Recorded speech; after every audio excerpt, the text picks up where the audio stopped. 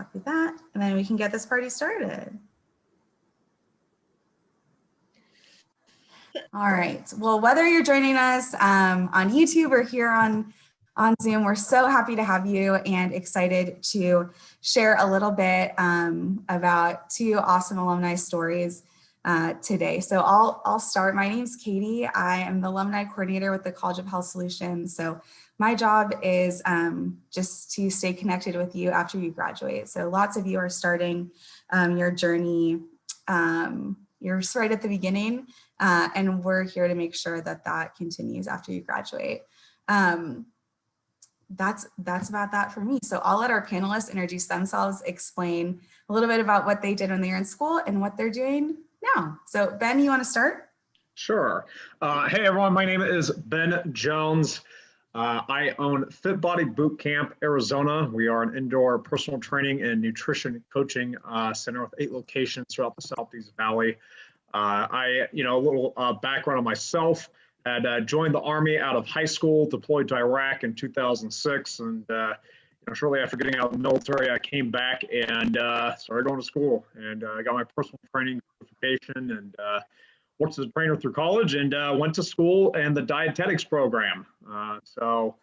At the time, that nutrition and fitness was a passion, and I had even thought about going to be a doctor, and did the pre-med requirements, and got my degree in about 3.5 years. And just kind of long story short, that I did not want to be in school for another 10 years. And I got into medical sales, and then went through a layoff. And that's how the business started, and just, pursued my passion. And I think now have a far greater impact in helping people change their lives than if I was a doctor. And so that is kind of a brief background on myself. That's awesome. Can't wait to hear more about all of that. Such a rich background. Sasha, why don't you introduce yourself? Hello, everyone. My name is Sasha. I graduated 2.5 years ago. I also initially sought a the major of biology. I wanted to go to medical school. I was like dead set on it and really committed to it. I set a whole life path around it. And then I worked in a few hospitals, and I just saw that medicine in its current state didn't really align with how I wanted to practice medicine. I think I just have like a more free and traditional way of wanting to practice. And so it took me a really long time to break up with this idea. But after calculating the cost, the length of the journey, and everything else, I switched to dietetics because nutrition has always been my passion. And literally like the second that I switched, like everything I felt like just fell into place and fell into my lap. I loved my professors. I felt like I was in the right place. I found jobs way more, it was just easier to find jobs. I got into a lot of research opportunities. I was really able to pursue a lot of my passions. And I graduated with a degree, and then I opened a business called The Bodhi. It's a nutrition-focused concept in Tempe. Right now we're relocating from College Avenue to Mill. And then we have one in ASU's Hayden Library, which is currently closed. And then we have another one on Veterans Way. And I'm also a health coach for a company called Noom. So I do that on the side as well. And I'm in the process of applying to my dietetic internship. Wow. So neither one of you are busy at all. But I think both of you point out interesting things of that. We can have a path in mind, and you can change that based on your own values, and also that we really need all areas of health covered. Not being a physician is not the only way to contribute to health. But I'll ask both of you this, but if anyone has any questions, feel free to drop those either in the chat, the Q&A, or on our YouTube feed, and we can get through some of those. But I'll just start with, we're the College of Health Solutions. What solution do you see yourself being a part of? Ben, I'll let you start. I mean, really, you look at the #1 killer in this country, despite COVID, is still heart disease. And in a lot of ways that it's preventable. And I think that, really what we try to teach people, it's not just a quick fix or a diet, it's a lifestyle change, and teaching them how to still be able to go out and have pizza or maybe have a beer and still be able to enjoy life and lose weight. And, we've been able to produce medical outcomes such as helping people. I think so far, our record for 100 pounds is we helped someone lose 100 pounds in 7 weeks. We've helped multiple people reverse type 2 diabetes. That we've had multiple people that have literally lowered their, literally we've had one, she was a nurse practitioner and her triglycerides were in the 400s, and in a matter of 3 months, got down to 200. And so there's things like that, if we put these stats out there, you would think there's no way that could be real or possible. But those are the things that we are trying to bring, and really teaching people ways on how to add exercise in by doing 30-minute workouts, and teaching them nutrition plans and a lifestyle, regardless of what limitations they may have, or whether they're vegan, vegetarian, or whatever it is, and really try to give people more of a holistic approach. Because I think, Sasha, I'm very much aligned in your mindset there that, nutrition is medicine. And, we try to teach people some of those same principles. So it's just been, an amazing thing to be able to see how many people's lives have been changed through, everything. Yeah, totally. And just going off the, is that my microphone? Can you guys hear me? Yeah, it's like, a little scratchy sometimes, but it's fine. Okay. So just going off of what Ben said, like definitely health is a holistic approach. And that's one of the main reasons that I switched over to dietetics. And I had such a hard time initially breaking away from the field of medicine, because I was like, no, like I have to help people. This is how I want to help people. I want to treat people. I want to focus on their chronic illnesses. And like a few of my friends were like, no, like there's other ways that you can help people. But I was like so dead set on this. And it wasn't until I really got into the field that I realized that there are so many ways to help people. And this is a field that relates to everyone. And it's so flexible. It's really malleable. And there's so many different aspects to it: exercise, education, sleep, stress, nutrition, all these things. And as Ben said, there's like really great ways to just showcase that information in a fun way or in an interesting way. Just showing them that these things are easily accessible to you, whether you're going to work out for 15 minutes a day or meal plan, or maybe enjoy a pizza, but with a salad. There's just so much that you can do. And just like for me personally, having these conversations when you tell people what your background is, and they just are like, oh, I heard that keto diet's really good for you. Or I heard that, I don't know, CrossFit is really good for you. And you're in a position where you can just have a conversation about it. And it's really awesome. And there's just so many times where you end up changing people's lives, just having that conversation. I actually went to church with this woman and we started talking about the plant-based diet. And she told me that her husband had high blood pressure. And I told her that from my experience, I was also temporarily experiencing high blood pressure. And I gave her a list of all these foods that helped reduce blood pressure. And she emailed me a few months later and she's like, oh my gosh, Sasha, like my husband's blood pressure dropped. I've been losing weight. And like a year later, she lost over 100 pounds. So just things like that. Or people in my store come in. One lady specifically came in and she's a bus driver and had been coming to the store every single day. And after I can't remember if it was like a month or 3 months, but she specifically said, like, I want to show you something. Like, I haven't done anything. I haven't exercised. I haven't changed any of my routines except eating her food. And she moved to the side and she extended her pants and she lost all of this body fat in her abdomen area. She was just pants size is way smaller. And it's just simple things like that. And some people think it's just not possible. And you just give them the hope, the education, or something, the inspiration to show them that it's possible, and they make the change. And it's really rewarding. It's amazing. And yeah, it's definitely not just in the field of medicine. It's anywhere. Well, and it's the conversation, I think, is beyond medicine. It's health, and what are we doing to curate health within us, and not just treating problems, which I think is integral to both of you. I'm curious, since you're both business owners, if either one of you or both of you could speak to that experience, how do you go from this very scientific degree to finding the resources to start a business? What does that look like for both of you? Ben, if you want to start. Yeah, actually, so I think that entrepreneurial seed was planted early on. It was actually when I was in Iraq, I had a buddy there that one of the guys on my unit that he had a friend that owned a few Chick-fil-A's. And I remember when we were talking over there, we thought, hey, it was like he owns 3 locations, is making all this money. And, I thought, all right, hey, that sounds cool. Like, always had some ideas about opening up a business and wanting to have a gym of some sort. And so that was kind of what planted the seed. And actually, it was through college when I was at ASU, I got involved with a network marketing company that sold vitamins. There's 100 of them out there. And that was kind of like going to the weekly meetings and conferences and kind of that really started reading a lot of the different books. But that was kind of where I started getting into reading books and, so started reading all sorts of different business books, got into real estate books and all sorts of different things on entrepreneurship. And, I think through attending different conferences throughout the years, and then eventually went into like, business conferences on how to run a personal training business and things of that nature.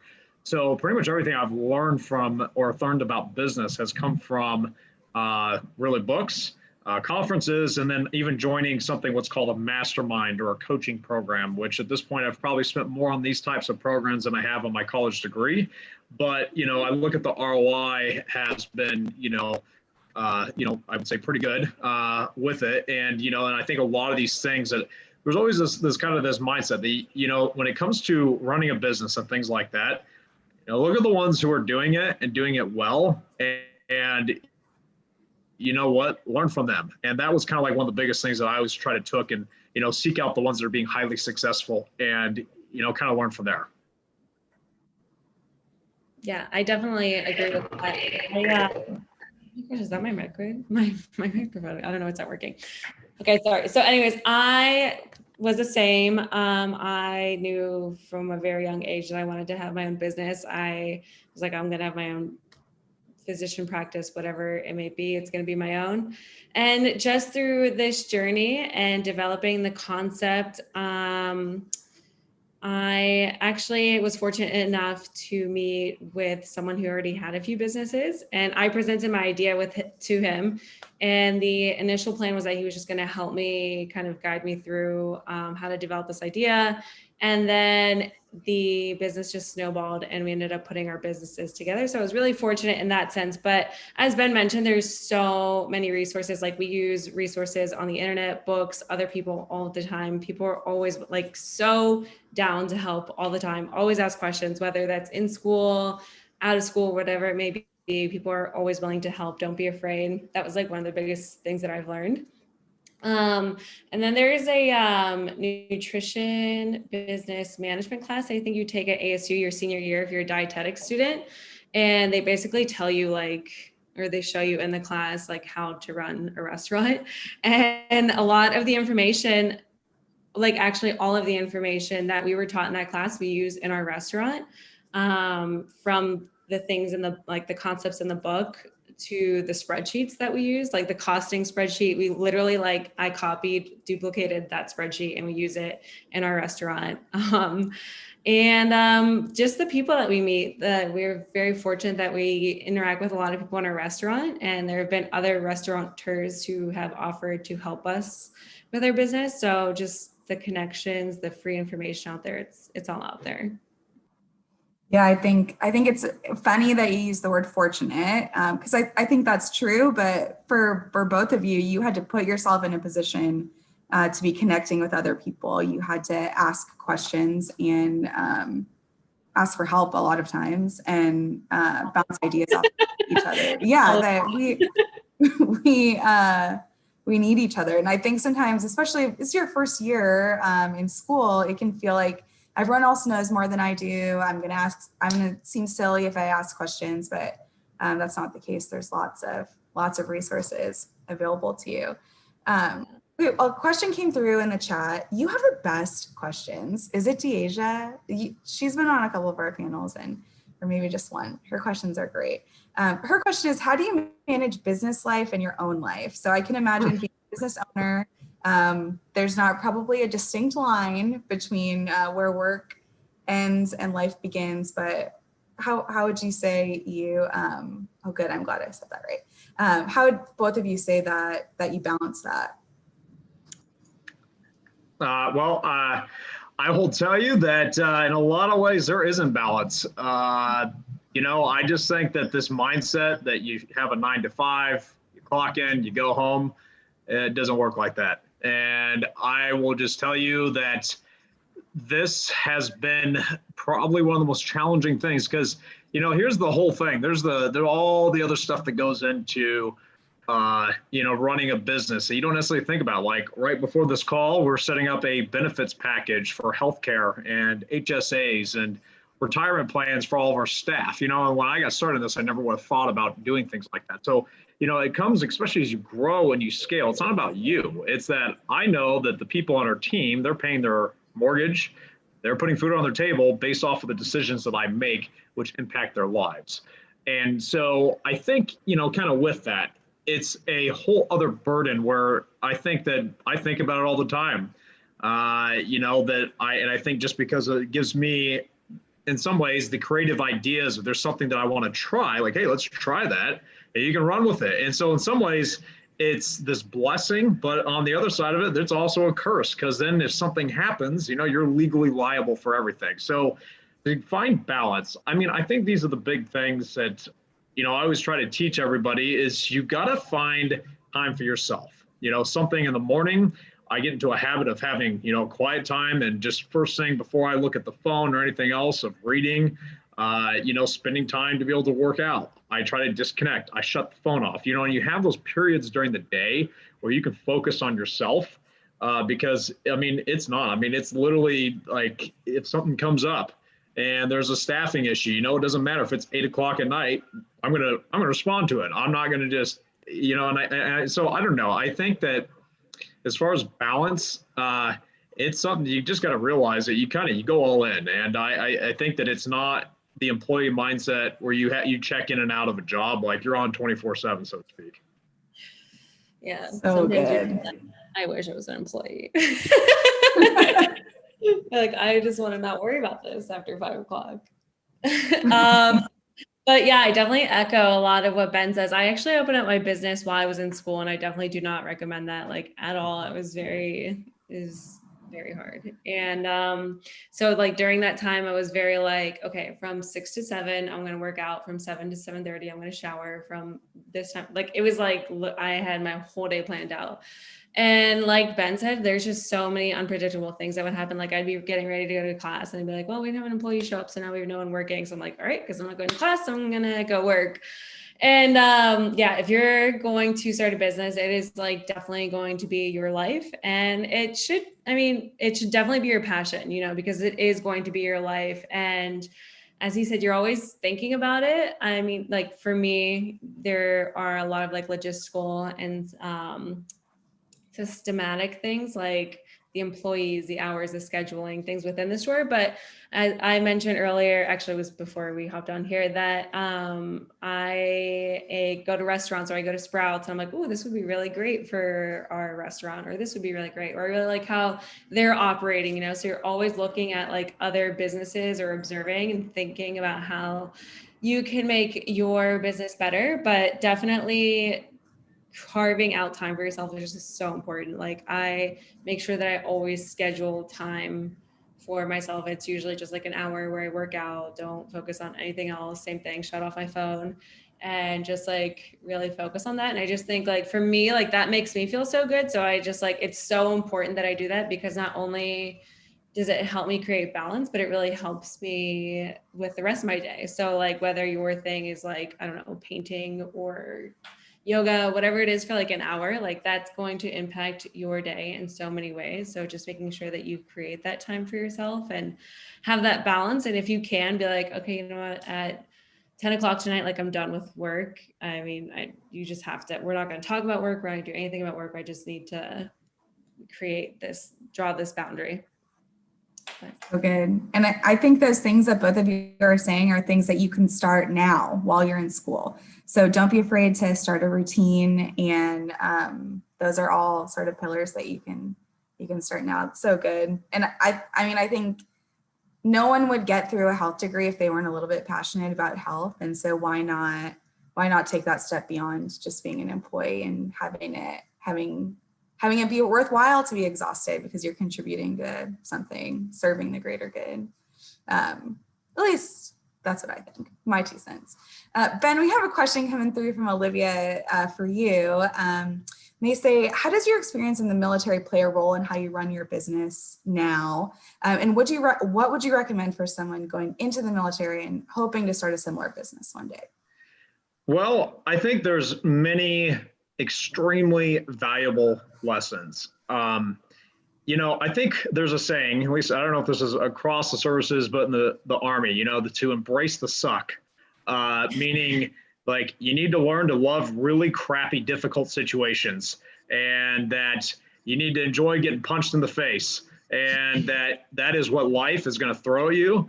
And the more that you get punched, knocked down, and just take the blows, you win by you keep getting up and you keep pushing forward. And I think over the past several months, as everyone's probably noticed, how the fitness industry has been targeted, I would say that it's probably been one of the most valuable lessons. It's just like, well, good Lord, what else is coming? What's next? All right, come on, just bring it on. Let's go. I'll be a punching bag. And sometimes you just got to have that mentality that no matter what, I am not going to quit. I'm going to do whatever it takes to win. I don't care how bad it hurts. You're going to keep pushing forward. Failure is not going to an option, or failure is not an option, or I'm going to keep going, or I'm going to die trying. The mission, I think this kind of comes back to us as a company. Our core value, our mission statement is to change lives every day. And I just look at it as like, we have such a great purpose that we are filling, and literally, that we have clients tell us that like they were suicidal, and during these closures and all this stuff and how this has helped them, I think that we were that saving grace. And so I think coming back to the military lessons, that one thing is like knowing that in combat and everything, like there's times you want to quit, there's times you want to give up, there's times that, it may be, take the easy route, but that's not the okay thing to do. And it's always kind of taking that level of excellence and you push forward in everything you do. I think the other big thing is just really, and running the company as a whole, is learning to be a leader. I was promoted up to the rank of being a staff sergeant, or E6. And so I think we run our organization very much as a similar structure as how you would in the military. And, having a chain of command, that we develop leaders of leaders. And I think for each of our locations, we have leaders in there, we hold them accountable. They're responsible for developing and coaching their teams, so that way I am not having to be at all places, that I have leaders that I know, when we give out an order, they're going to get the job done. And I think that's kind of the big thing, is implementing some of those principles that I think has been a big part of our success as well. Oh, that's awesome. We were just interviewing veterans for ASU's Salute to Service, and something that really stuck out to me was the parallels between military service and the service needed for health. That you get the job done no matter what, and it's not about yourself, it's about serving other people. And I think that's exactly what you're saying, is we, especially sort of in this field, if you can't be outward focused, you're not going to last long. Yeah, and I don't know if I answered all the question there, so I don't have it all in front of me. No, you're fine. I think that was good. Olivia, let us know if there's something we can follow up on. I think they said, would you recommend a military experience for someone who's hoping to start a business? And I personally think that anyone coming out of high school, I think that it would change your life to serve, regardless of what branch you go into, because, honestly, there's the financial benefits, which, that's how I paid for college, because I was a 3.0 student in high school, and I wasn't getting scholarships. So that was how I had my degree paid for. And, but beyond just that, I think the most valuable lessons that I've taken from the military at this point is, again, probably just some of the mindset, the being put into extremely difficult situations. And, I just think learning leadership, learning how to now, even like, especially this whole thing of how to lead in difficult situations when you have other people depending on you and looking to you for guidance, direction, and hope. you know what, I think the abilities of, I think, especially with the past few months, what has helped us to get through this has been because of those lessons and experiences that I've taken from the military. So, I mean, again, I highly encourage anybody, hey, if you go into the military, I will tell you, I used to be an Army recruiter. So I can also tell you that if you graduate with your degree, you go as an officer. So there's, or if you just go as enlisted, I mean, I'm a huge proponent of it. And I think it would change your life and give you benefits that will set you so far apart. And I think it's an amazing thing. It's cool. Yeah, thank you. I think that's a unique perspective that not all of us can offer. So appreciate you sharing that. Absolutely. Sasha, we'll bop back to you. Kylie asked, which I think you can speak to this. When owning a business, is it better to have someone beside you, like a business partner, to help sort of shoulder some of that responsibility, or is it better to do it by yourself? I mean, I don't want to say it's a double-edged sword, but sometimes it can be, because you have so many ideas that are your own that you just want to like plaster all over your business and your walls and everything. And you have partners that you go in with and they're like, no, we don't agree with that idea. And so you have to compromise, but it ends up really working out, because there's so many things that I would have never done if I would not have had these partners. And they ended up being really successful, new ideas, new menu items, new processes, anything. And it actually helped me grow in so many ways and just expand and accept other ideas. So with that aspect, yeah, it's great, and definitely helps relieve a lot of the responsibility. Like, I can't speak enough to that. I don't think I would be able to run a restaurant if I didn't have partners. Like, it's really, really hard. I mean, you're there from like day in to, I mean, I guess with any business, this is my first time having a business, but you're like responsible for the cooking and the register and inventory. There's just so much to it, front of house, back of house, that I am so grateful that that I have partners. Like, it's good. Yeah, I would suggest it. Yeah, pros and cons, definitely. But I think, Ben, you're kind of speaking to that a little bit, the importance of a team and having a team around you. You want to share a little bit about that and what it looks like, what teamwork looks like, sort of in a business or even in a job after you graduate? I think it can tie back to, it's kind of a principle. It's one of our core values, is to be a servant leader. And meaning, in everything you do, look at how can you serve people on your team, your boss, your coworkers, your clients. How can you put their needs and be intentional about going above and beyond? And I think that is something that we try to teach, and we look for, is like, who is bought into really our mission, which is changing lives, and who is going to be selfless in serving others. And because I think that if you really kind of look at it, that's kind of like the biggest thing, is like, you have to look at it. It's like the power and value of a team is that we all have different strengths, we all have different insights and everything that we bring to the table. Because I know that I'm really strong in some areas, but then there's other areas I'm really, really weak. And I think that those are some of the things of why, when you have people and you have that team, that's how it makes you so powerful. And so I don't know, hopefully that answers the question. Yeah, and I think that's right. That's right on. Sasha, I'm wondering if you have people around you as well. If someone was looking to kind of cultivate that character trait of teamwork, of selfless service now in school, what are some things you'd recommend, like some practical things? All right, I'm sorry. Are you asking, can you repeat, like elaborate? Yeah. So if we know when you graduate, we want you to be a good team member. Right. Things you could do when you were in school to cultivate that sense of service. Well, thank you for clarifying. I would say that ASU does a really great job of putting students in group projects. I don't know if that was like something new when I was last graduating or just in the dietetics program, but we do a ton of group projects. And when I first started at ASU, I was always like, all right, I'm going to be the lead of this group and you guys can send me all your stuff and then I'll edit everything.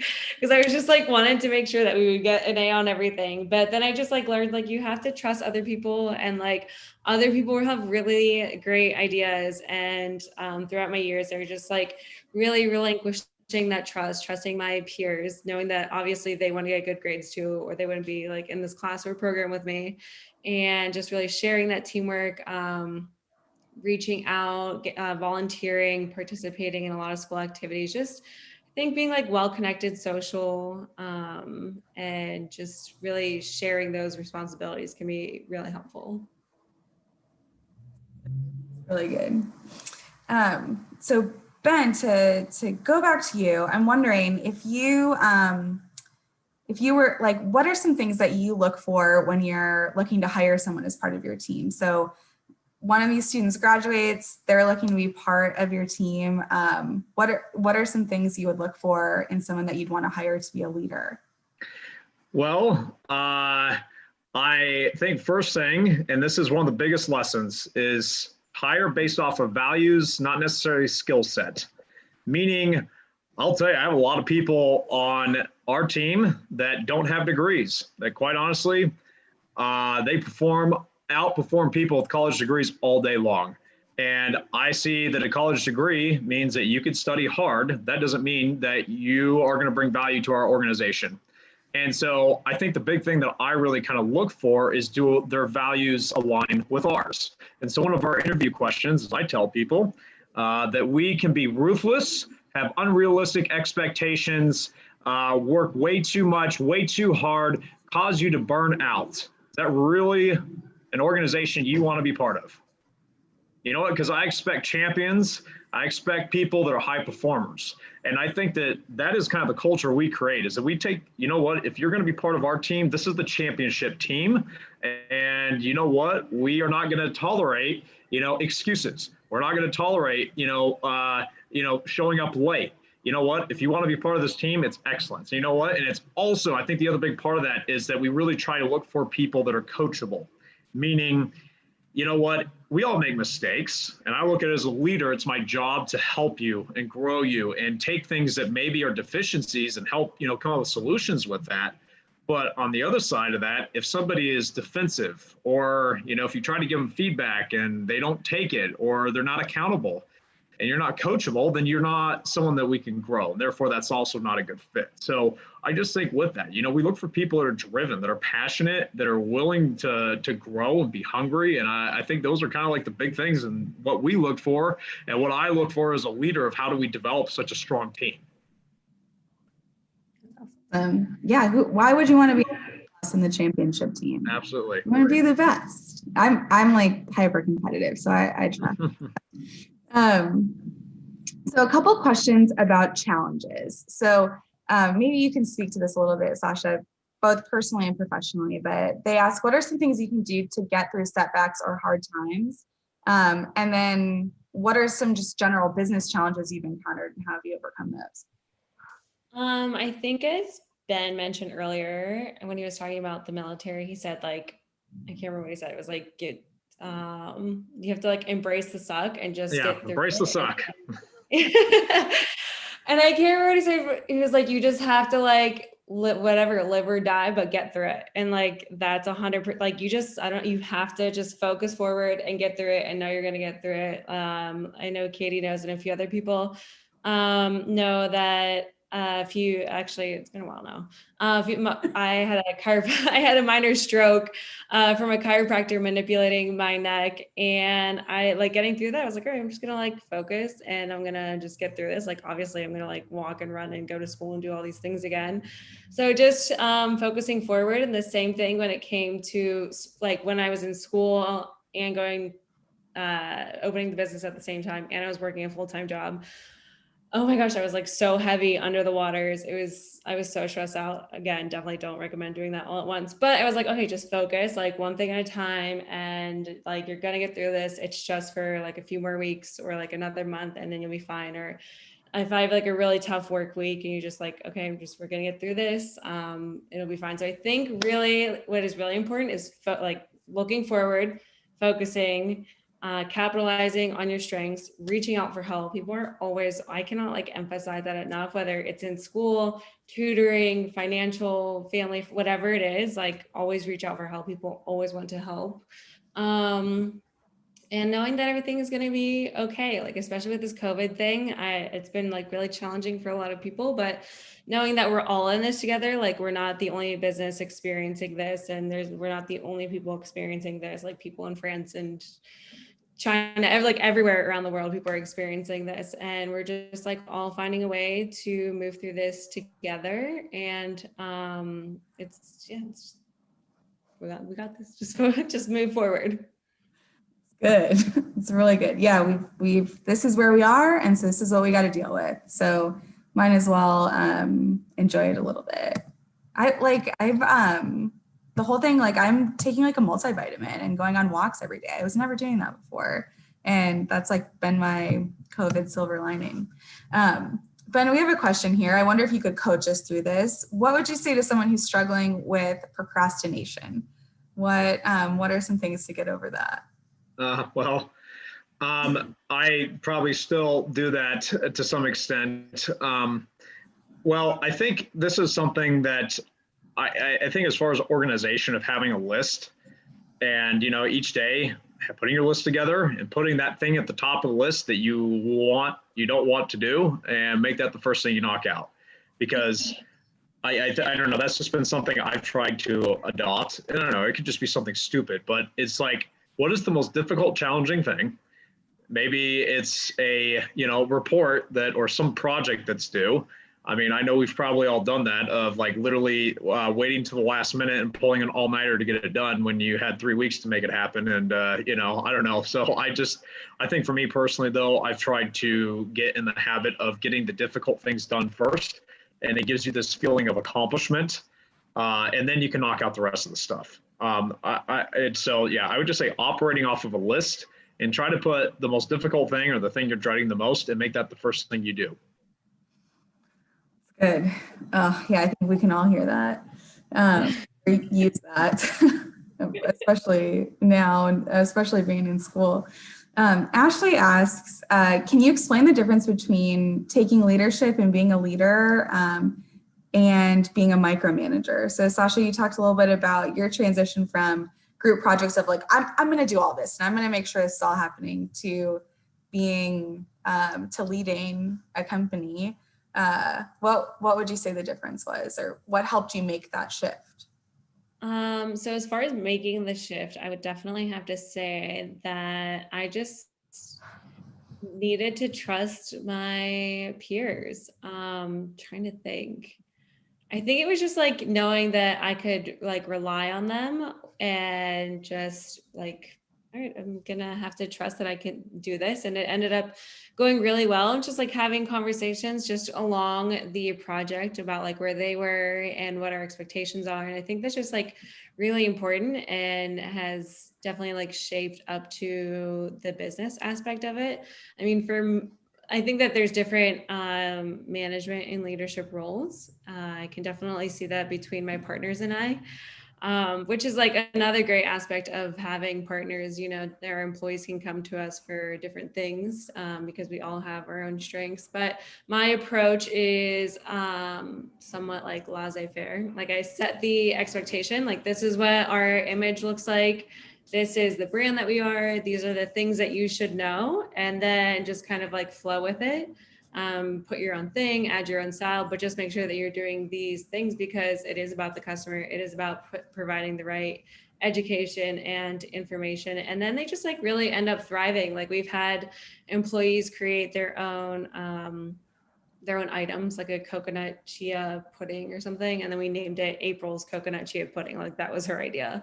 Or Lily's overnight oats. I don't know what it is, but they end up creating their own things. And then we put it on the menu. And I think it just like really gives them a sense of like responsibility and ownership. And they're just like really proud. And like, we're proud of it too. Like the product is really awesome. And it's amazing what happens when you give people the ability to create the things that they want to create, and just creating like a really safe and open space for them, knowing that they can talk to you I think that's something that I've had to definitely like adjust, because like, at least with me, with myself, like I'm very like strict and straightforward, and you just have to know that everyone is so different. So just like really taking it back and being understanding and having a conversation with them, I think is really important. So just for me, setting the expectations, this is our image, and allowing that freedom, and then just correcting where it's necessary.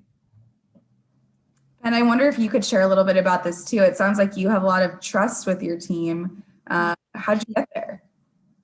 Well, I thought you said, go ahead. Sorry. Oh, Sorry. yeah. oh, no, go.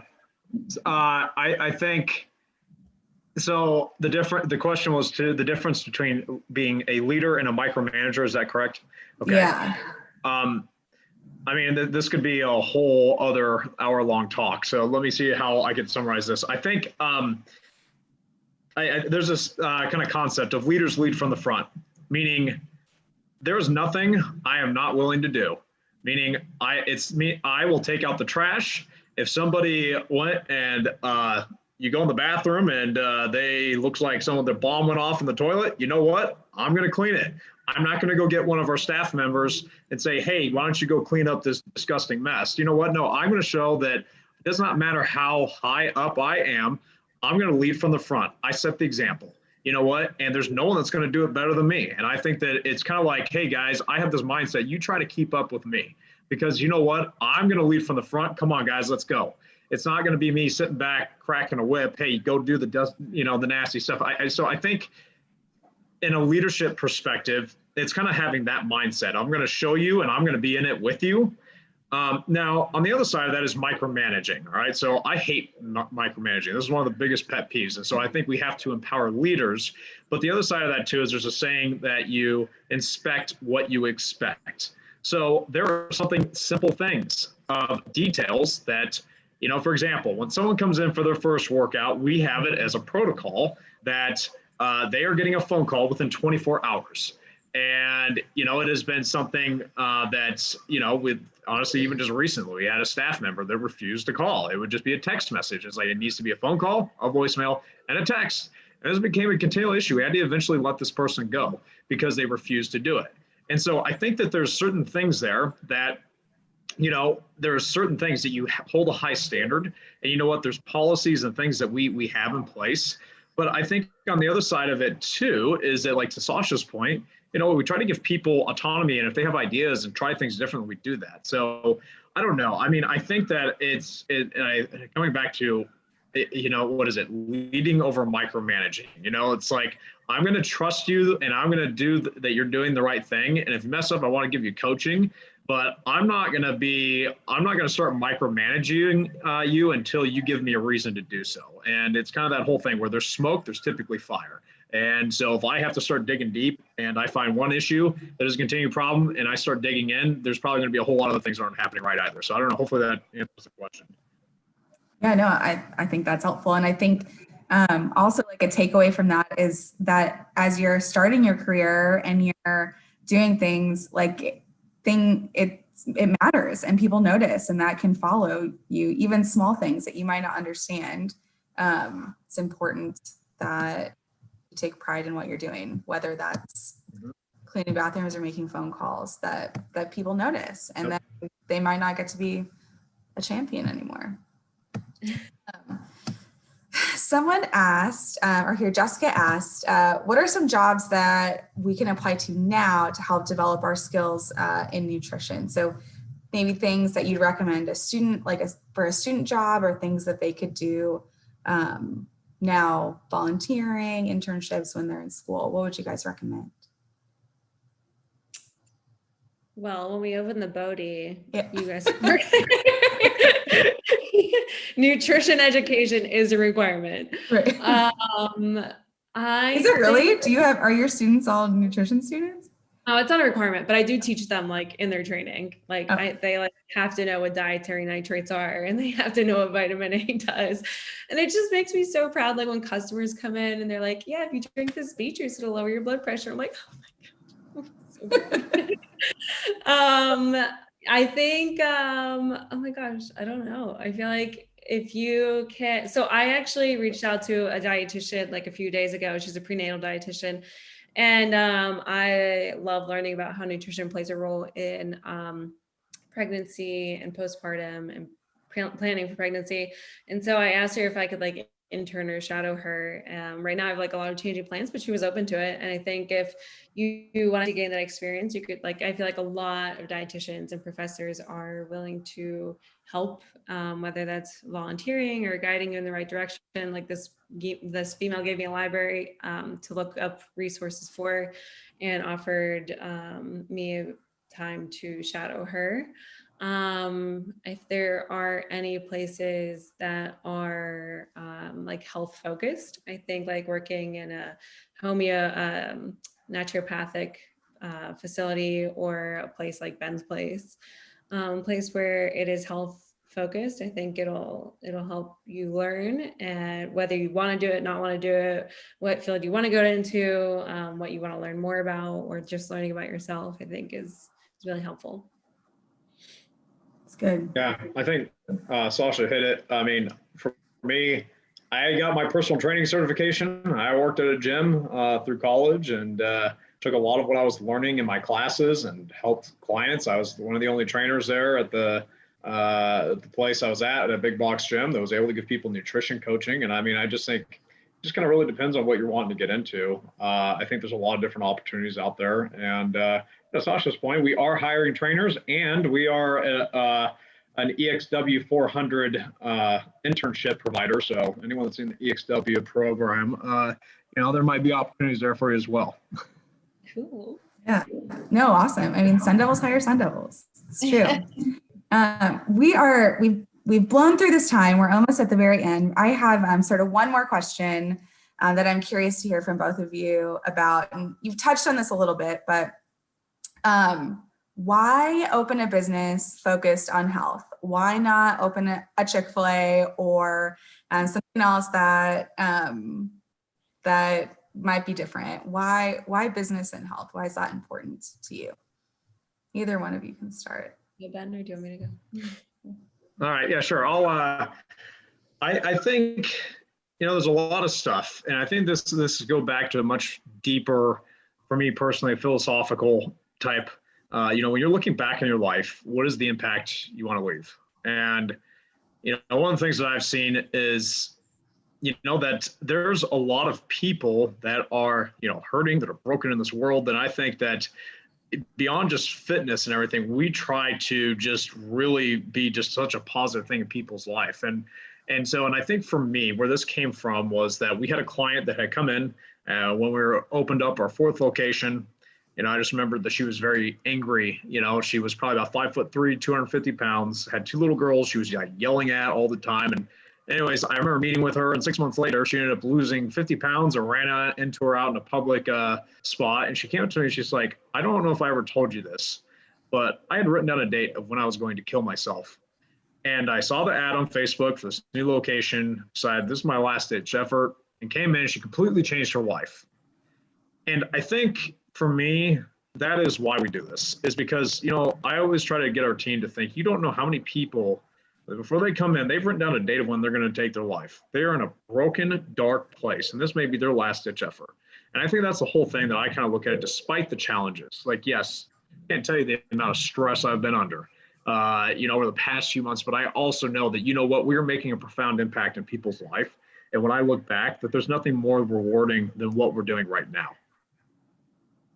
Yeah. Wow, what a story. I don't know if I would have been able to hold it together. That's awesome.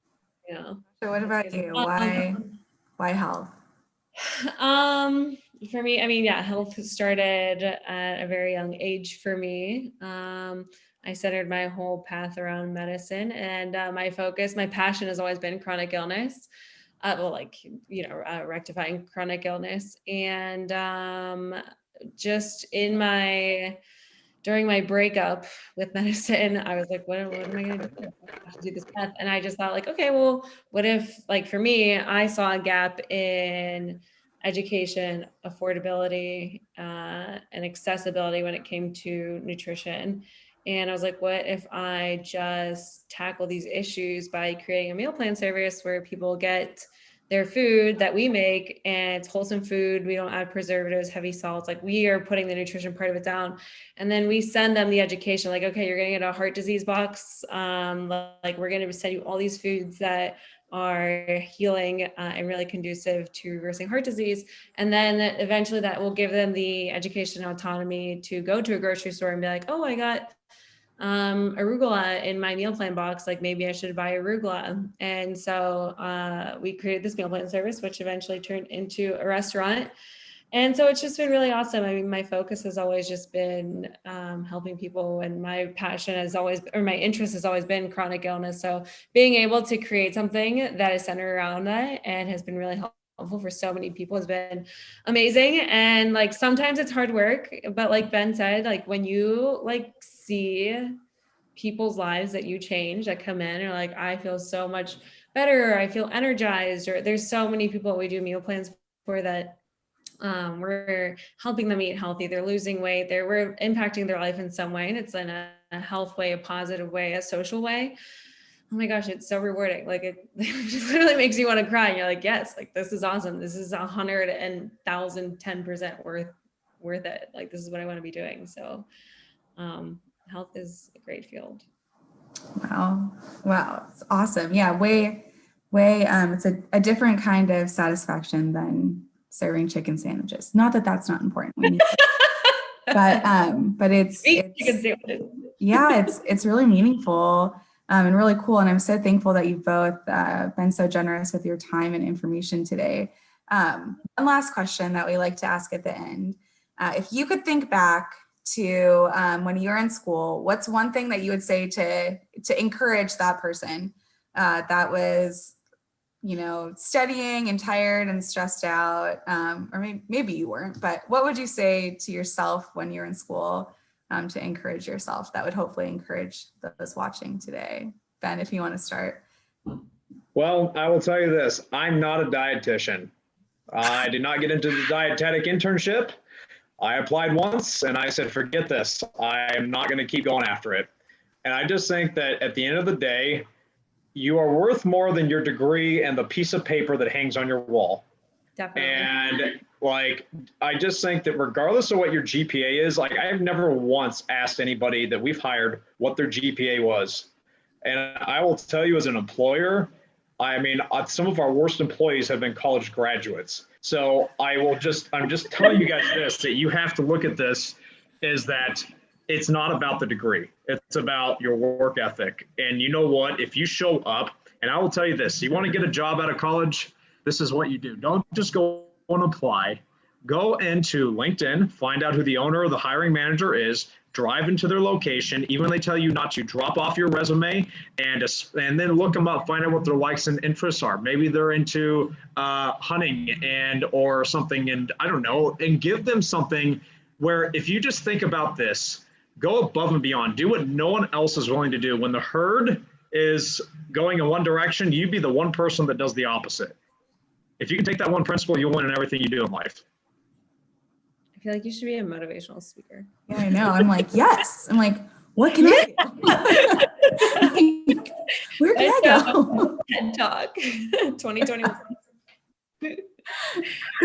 Sasha, what would you say to the younger? I was going to say baby, but yeah, college age. I would say probably two things. One is that you're doing enough. I always felt like, oh my gosh, okay, I have to study for my test, and I have to do my homework, and I have to talk to my teammates, and I have to volunteer, and I have to do research, and I have to work. And it just like felt like I was never doing it enough. And I was like, I have to impress everyone. And like, no, like, be nice to yourself. Like, and I see our employees do it. They're so like, we have to do all this. I'm like, no, like, what you're doing is enough, and you are enough. Like, just like focus on you, and like, know that what you're doing is enough, and it's okay. Like, just do that. And I think the second thing that I would say is just trust the process. Like, I was like dead set on medical school and committed to it. Wouldn't take no for an answer. Like, never gave up on it ever. And then I was just like, you know what? Like what Ben said, you are not the summation of your GPA and your grades. And,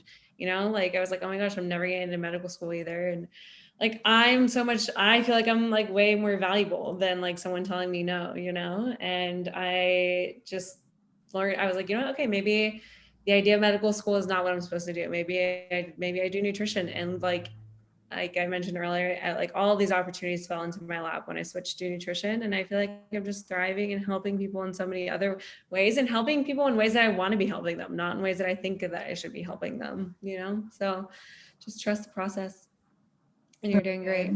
It's really good. I think it's a lot about what the college experience is about, is learning to trust yourself and trust your gut. And if you can be true to who you are, that's where you're going to be of the most service. It's really true.